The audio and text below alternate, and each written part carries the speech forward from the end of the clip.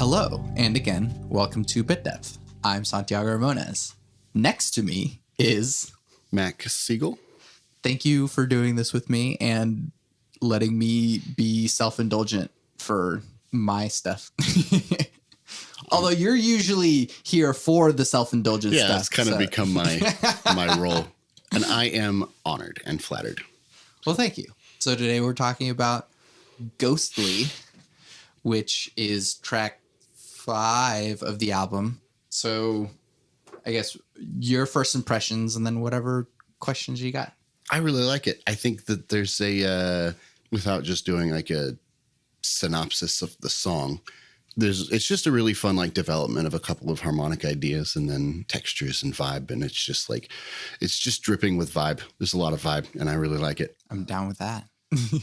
I didn't know I was giving a review. I would have thought harder about it. That's okay. I just came with questions. Well, then, yeah, just start with questions. I'm made of questions. Well, the first thing I wanted to ask is just kind of sort of the stereotypical first thing you ask a songwriter about a song is like, what was the general, like, how did you arrive at the thing that is Ghostly? Like, did you start with the idea? Was it noodling that turned into a thing, or was there like a goal in mind? So this entire album is the very first things I ever made with a computer. And so the album's in chronological order. And so this one is whenever I like got past those 4 other tracks and was messing with stuff. So at the time, I started this album in like 2013 and it was kind of done in 2015. And so at the time I was majoring in vocal music ed at UCO, and I had piano classes and music theory and vocal lessons and all that stuff. And so every morning I would go into a practice room before class, which would be at like 7 a.m. or something. And so I would be happy to get there at 7 a.m. so that I could take my hour or so to practice before class. And instead of maybe practicing the vocal stuff that I should have been, I did practice those as well. But other times I would also just like noodle. Sure. Your secret's safe with me. Yes. It's not like anything is holding me accountable for school anymore anyways. Yeah. But yeah, and so one thing that I was kind of playing with at the time, and since all of classical music structure is so regimented and stuff, I was like, I like chromaticism. And so right from the get-go, here's a diminished chord. And I just liked how that felt on my hand. And I liked how it sounded kind of odd and creepy and stuff. And so I was enjoying, since I wasn't a very good piano player, I'm still not a very good piano player, it's a lot easier to just move chromatically and you can see it and you can feel it. And so this idea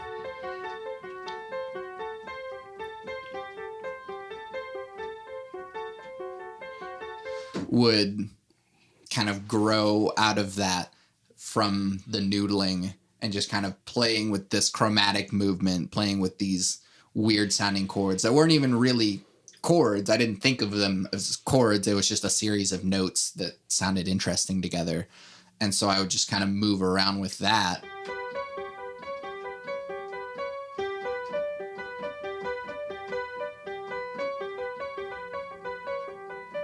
And then it would kind of move back around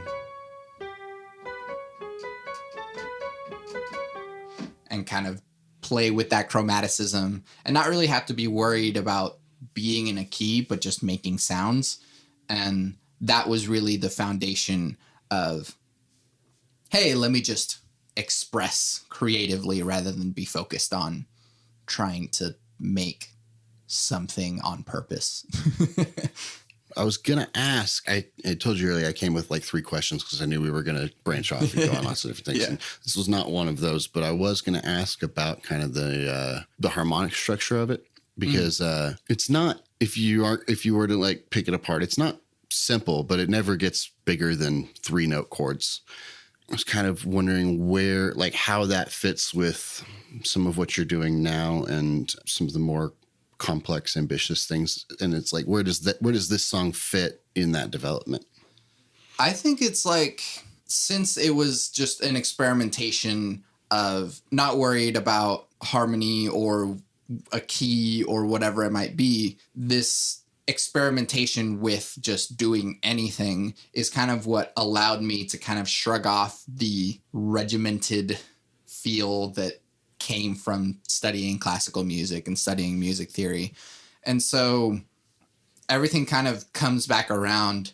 And so people always say, like, you have to learn the rules before you can break them. And so as I was learning the rules, I was trying to break them. And then now that I know all the rules, I know why this sounds interesting to me. Turns out there are rules for how you were breaking the rules. Yeah, exactly. And so I think that this still holds over to me by kind of allowing myself that sort of harmonic freedom or melodic freedom and not having to be stuck in a key, because whenever you work with key signatures for so long, that just kind of becomes the crutch. And so it's nice to kind of look back on this one and be able to go, I don't have to.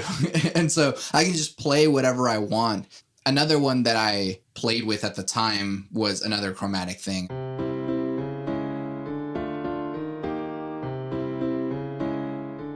And I was just kind of moving chromatically around because I didn't know how to play piano very well. Mm-hmm. And so that kind of, I use this term a lot to describe this album, but like naive intuition that I was creating, not knowing necessarily what I was doing, but I was feeling where I wanted to go.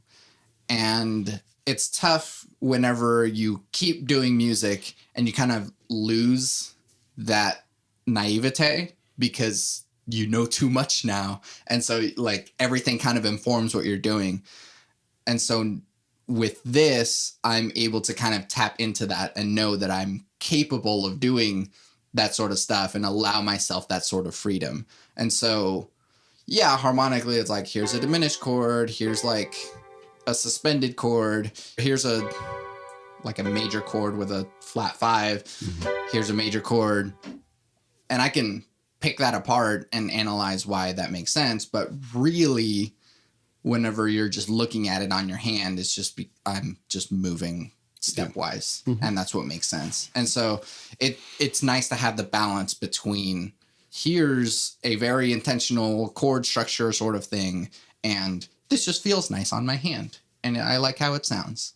And so allowing yourself that freedom, even the more that you learn, can allow you to tap into more things. Yeah. Awesome. I really like the idea of like looking back as a more knowledgeable, experienced creator on the things that you did with the limitations that were just like lack of knowledge. I was really curious about, because this was all done on a light version of Ableton, correct? Yeah. And I was really curious how you feel like those limitations affected the track and maybe the project as a whole. And if there's anything that Santiago at the time wishes he could have done with this track. Maybe looking back, you're proud of it and you're glad that it is what it is now. But is there anything that you wish you could have done that you were bumping up against limitations for? It's a funny thing because pretty much all of the tracks on this album, except for maybe the last one, which is Space, which is actually at that point I had developed as much as I could because the album is in chronological order. Every other track, I never bumped up against the limits. Okay. I was just trying stuff and I was like, cool, this is good. Doesn't need any more. And so it's kind of in retrospect, it's actually kind of a freeing thing too, because it feels like whenever you take the limits off, you feel like you have to do more with it. And so it's like, oh no, it needs more something else. I need another track to do this thing and another track to do this thing. Yeah. And I still have 986 empty tracks I can use. Exactly. And but you don't. Like this song only has 1, 2, 3, really 4 tracks. Yeah. And that's all it really needs to be. The piano does what it needs to. There's chords, there's drums, and there's like a synthy creepy thing. And that's it. And at the time, I didn't feel like it needed any more. I just finished it and was like, yep, that's the track. And maybe with my bias and full freedom, maybe I would do something more with it, but it doesn't actually need anything else. Mm-hmm. That's the track. And so I never really hit the limits of it because I was satisfied with what I made. And that's something that more grown up Santiago needs to learn sometimes too. And I'm sure lots of other creators too. But it's like, you can just make something and it doesn't have to be incredibly complex. It doesn't have to be incredibly full of content or whatever that might be. It can just be a simple thing. And that's the song. I remember Dr. Pants, David, had talked about a song that his wife had done. And whenever they were working on this album, it was just like a minute-long song. It was just a little kind of thing and a short little story. And they like took it to this person and were like, can we do more with this? And they're like, no, that's the song. And sometimes that is just the song. Yeah. And that's it. So cool. Let it be that. And that's the nice part to know about it. Yeah. You just barely mentioned what was going to be my third question and a maybe question where we get into some just like nerdy personal curiosities. And about the drums, I had thought of a lot of ways of like wording this that would have been totally unnecessary. So I'm just going to say drums, ? Yes. How do they get in there? What are they? What am I hearing? Because I've heard you say before that you're not really, you don't consider the rhythmic percussive part your like specialty. Right. Necessarily. And that the percussion in here is really good, like really good. And I'm just wondering what was that? What is it? Yeah. So I feel like I always say this, but I feel like I should have been a drummer. Mm-hmm. I wanted to do percussion in middle school when they were like, oh, pick your instrument or whatever. But like everyone wanted to do percussion. And so not everyone got to do percussion. And so then I was like, all right, I guess I'll do trumpet. And then I tried playing the trumpet and it didn't work. And so then I went to trombone. And I feel like I've always been like scorned that I never got to play drums.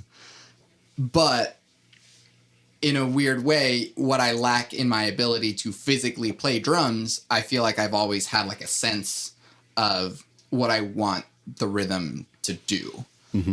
Something that I've noticed about this track, I didn't have this notion yet, but I do this now. Anytime I'm programming drums, I always want to make sure that it is physically possible. Mm-hmm. I didn't have that principle yet. And so some of this stuff, I was just like, input sounds, play drums. Mm-hmm. And so a lot of it is like super simple short loops. So simple. Mm-hmm. Still simple, a little bit more growth.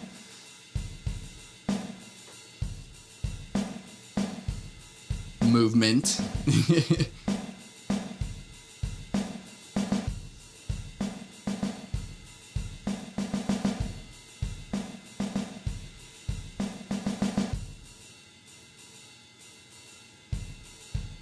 Kind of like allowing more space in that one.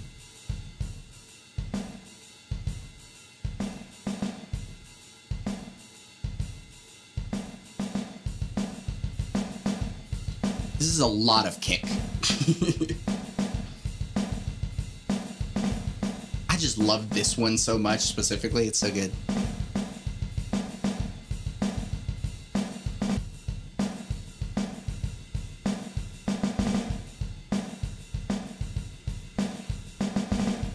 And then something else that I do in this one is I put a delay on it.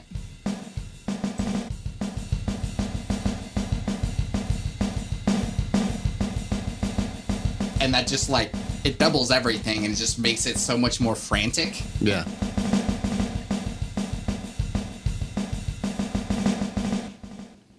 I love that. Yeah. So That's good. So what I'm saying about like being physically possible, there's always a pattern going on in the ride, but there might be some stuff happening in the snare that's like a little quick to do at that volume without reaching for your other hand. Yeah. Which, I mean, I guess if you like work on it, you can do it with one hand and it's fine. But then once the delay comes in, that it's definitely physically impossible. Yeah. Like no one can actually make all that sound. But there's a big like Stuart Copeland vibe in there once you kick the delay. It's really awesome. But it's really just 3 drums, kick, snare, ride. And again, kind of what I was saying about the limitations or lack of limitations, I never hit the walls of the limits because you can still do so much with so little. And so each time, like, I wanted there to be growth, or whenever the feeling kind of goes back to an initial thing, like the drums came back down and there was a little bit less. But then once it like really kicks into high gear, like there's a lot more. And so with the drums, it's just like, I don't know, the stuff gets really complex, especially in the ride.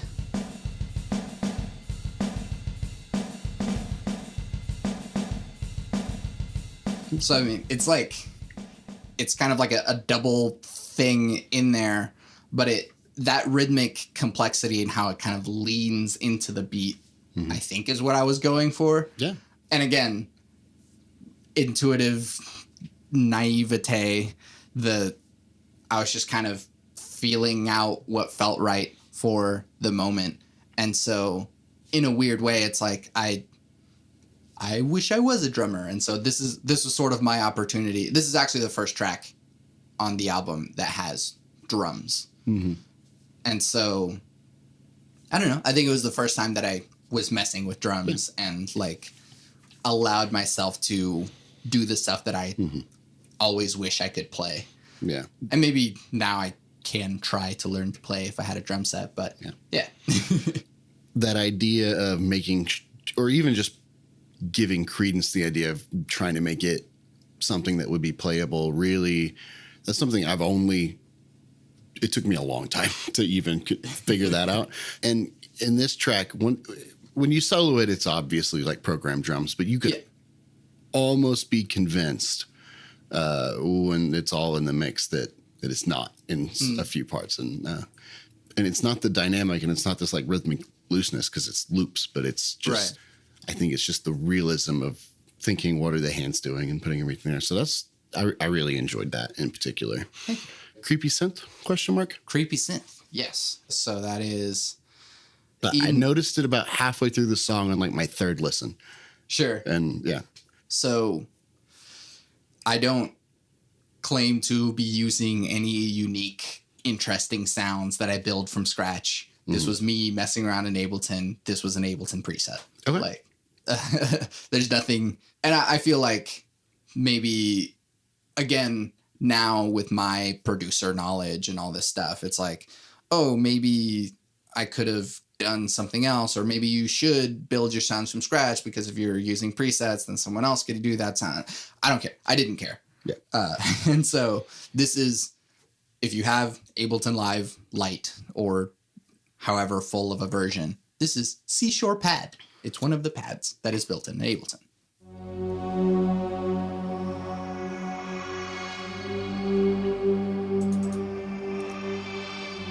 If you actually like look at the piano roll, it's just 2 notes an octave away. And so it's actually just like, but it has a lot of sound, and I like the little ooh that like appears up there. Yeah. I had assumed that it was, there was like a sort of a mellow pad and then a separate thing that was just like this like white noise sweep over the top, but it's just the preset. That totally works though. Yep. And it suits the song really, really well. So even with presets, like the selection is still a creative choice, you know, like you still get credit. You know? Right. Yeah. And I don't know, like it's not like I just clicked on that one and was like, yep, this is the sound. I went around and tried to find some stuff and was like, ooh, I like that. Yeah, let's work with it. And that's another part of it is finding a sound and not necessarily like settling for it, but just like knowing its place in the song. Mm-hmm. And so once I landed on this, I was like, ooh, I like what this is doing. This is what it's going to do. So, I mean, even later when it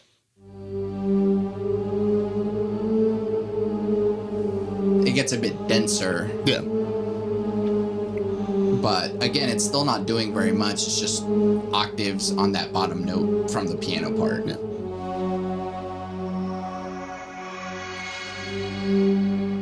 And a nice thing about how that synth works is that if you hold the note longer, those like higher things start coming in. And so it kind of adds that creepiness. I feel like that creepy synth is kind of what makes the song sound the way it does. Yes, it is the piano. It's mostly piano, but that just kind of pushes it over the edge to be just like that much more spacey and vibey, like you said. That's where the Mission Impossible X Blade Runner vibe comes from. There are elements of it that do kind of belie the fact that you're exploring new tools, you know? Because like in the case of that synth, there's an element of maybe there needs to be a pad here. Oh, that one seems cool. But there may also be an element of you find the pad and now it's like you have this new instrument and then you're responding to it and it's affecting the things that you're writing, not just the other way around. It's not like laying it out on a score and then finding sounds for everything. So art really imitates life, imitates art. Yeah. And on and on and on and on and on and on and on. Yeah. I guess one thing I hadn't talked about yet is just the chords, because there is the melody that is doing that thing, but there is also just like chords in it, which is just like it's the three notes but played as chords. Yeah. And so maybe later I'll add rhythms to it so that instead of being maybe just for the whole bar, they're playing on the downbeats. Yeah. And grows a little bit. But then this little emphasizes that part of the beat. Subtle, but it like does a lot and creates a lot of space. So yeah, once again, kind of nailing in this idea of like, you don't have to have a whole bunch of tracks or a whole lot of anything to really do a whole lot. You can really do a lot with just a few things. And this is before you were studying composition in any real capacity. Yeah. I was studying vocal music education. So I don't know. Well, I guess at some point I changed majors to music production, but this was before, at least this track was before I did music production. There's a lot of like really smart kind of instinctive composition things in it that you've talked about plenty. So it's good. Yeah. I like it. Thank you. This is fun. Thanks. Mac, thank you for doing this with me. Where can we find you and your things? I play with Dr. Pants. I play with a band called Kill Carmine. I'm at Not That Mac on most of the things. And then the D&D title cards thing. Yes, that's my new thing. It's just fun. That's been my COVID obsession. I play like 4 games of D&D a week right now. It's gonna become a problem if it hasn't already. But anyway, yeah, D&D title cards is the other one. Oh, but, yeah. And those are really fun and cool. They're fun. So yeah. I don't know if you want to like plug like, oh, hey, I do like mixing or whatever. Oh, I mean, yeah, I do mixing. I am not as versed and educated on the electronic production side of things, but if you want your guitars to sound real good, I can help you. Yeah. So yeah, if anybody ever hit me up at Not That Mac Siegel, find me. I'm in all the places. Yeah. Dang it. Sorry to make a point after the plugs have happened, but a composition thought is that composition is separate from playing an instrument. But whenever you learn to play an instrument, you're learning to do as much as you can with that instrument. Whenever you zoom out to the level of composition, you are using instruments themselves as like color palettes or ingredients for cooking, if you will. And so, but at the same time, when you know what an instrument can do, if you get really good at guitar, you know all of the variety of sounds that you can make just with the guitar. And so maybe you don't need like a whole orchestra of instruments if you can make a lot of cool sounds just with the guitar or just with the piano. Yeah. I know how to make a lot of cool sounds with the guitar. Right, exactly. But yeah, going back to that sort of point is that like you don't need a whole lot of stuff if you just have a thing. Thing that you know what to do with. Yeah. I think everything that got mentioned in terms of the composition with this is pretty much just applies to any music. And there will always be a thing of the instrument that you're learning on or playing on will, like the fact that I learned music on guitar will forever affect the way that I write music, no matter what I'm writing for. Yeah. Like I don't like cluster voicings. I think they sound bad because they're not easy to do on guitar. I like these big, widespread voicings with lots of space and yada, yada, yada. But yeah, exactly. All kinds of cool stuff. All right. Yeah. And now here's Ghostly in its entirety. Oh, fun.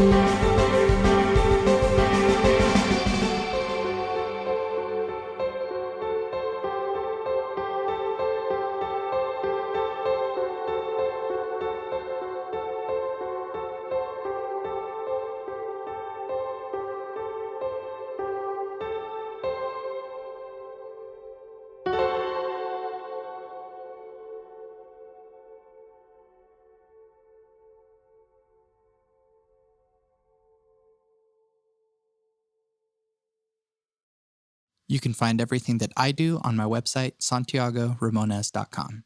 I make music. Bloom will be available on August 8th, streaming everywhere. Put it on in the background, put it on your workout playlist, show it to your friends so you can all enjoy it together. You can also buy the thing and get bonus content to get a bit deep into the emotions you can feel with it. I also make music with Power Cycle, an experimental electronic trio. Our first completely improvised album, Too Many Damn Cables, is streaming everywhere. More to come from Power Cycle in the future. To support this podcast, leave reviews, comments, tell your friends about it, and buy my music, because by supporting me, you're supporting the podcast. I always end the podcast with my 3 things. They shape my life philosophy. Those 3 things are: love never fails, it's going to be okay, I might be wrong.